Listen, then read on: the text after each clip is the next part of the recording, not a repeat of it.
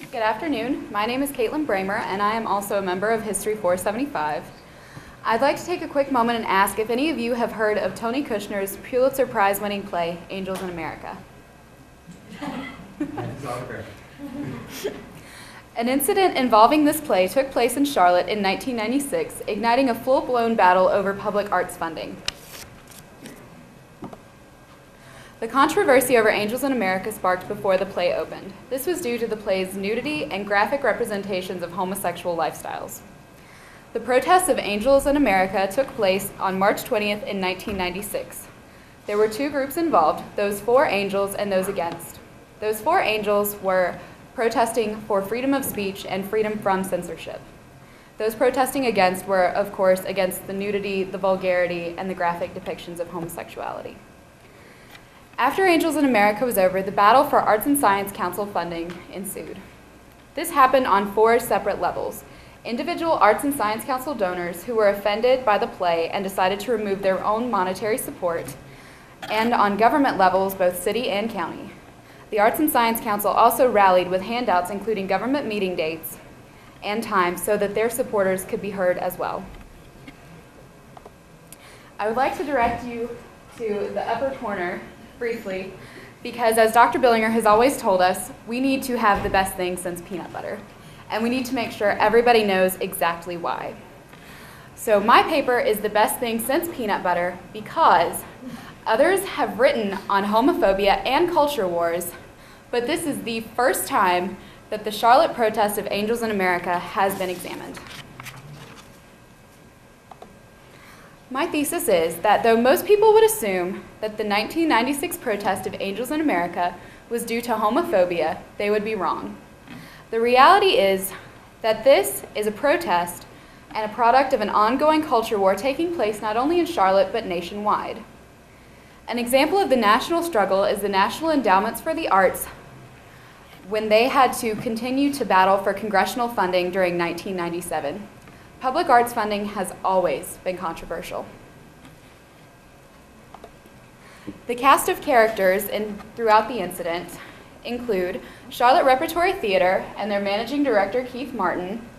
They were responsible for picking the play, producing it, as well as publicizing. Reverend Joseph Chambers and the Concerned Charlotteans were those that led the anti-Angels movement and were particularly vocal during city and county meetings. The Arts and Science Council got caught up in the fray because of their grant funding of Charlotte Repertory Theater. The Charlotte City Council is one of the government agencies involved, whereas they did not automatically revoke funding for the Arts and Science Council. They put together a citizens task force. This task force included 27 citizens from Charlotte Mecklenburg from all walks of life to relook over the policy of public arts funding. As a task force, they concluded that public arts funding should be continued as long as they met the qualifications of mutual respect and they were following laws. Lastly, you have the 9 Mecklenburg County Commissioners. The conservative commissioners, known as the Gang of Five, were 4 Republicans, Tom Bush, Joel Carter, George Higgins, and Bill James, as well as 1 Democrat, Hoyle Martin. Their historic 5-4 vote revoked Arts and Science Council funding. It is important to know that culture war is an ongoing U.S. phenomenon, although it's particularly present in the 1990s. Similar occurrences also happened on the national level with the National Endowments for the Arts, as well as in Cobb County, Georgia, when another controversial play led to the revocation of public art funding. This shows that the Charlotte incident is an example of a microcosm within the national context. However, it must be noted that through an open dialogue and honest communication, diversity was preserved and respected. In fact, a parody of the events called Southern Rapture has been produced by the Actors Theater of Charlotte, and it opens tomorrow night. Courtesy of the Charlotte Observer, I have some shots of the protest. These are pictures of those 4 Angels in America. Can everybody see to read the signs, or do you need me to read them? Okay. This woman is incredibly vocal. She's screaming, "Clip the right wing," to make sure that people are not being infringed upon. Up with angels, thank God for angels. This one you certainly can't see. This would be a local drag queen who came out to support, and it says, "Joe is no angel." Joe referencing Reverend Joe Chambers. There were also those that protested Angels in America. This is Reverend Joe Chambers himself. He's rather conservative and he's still preaching locally.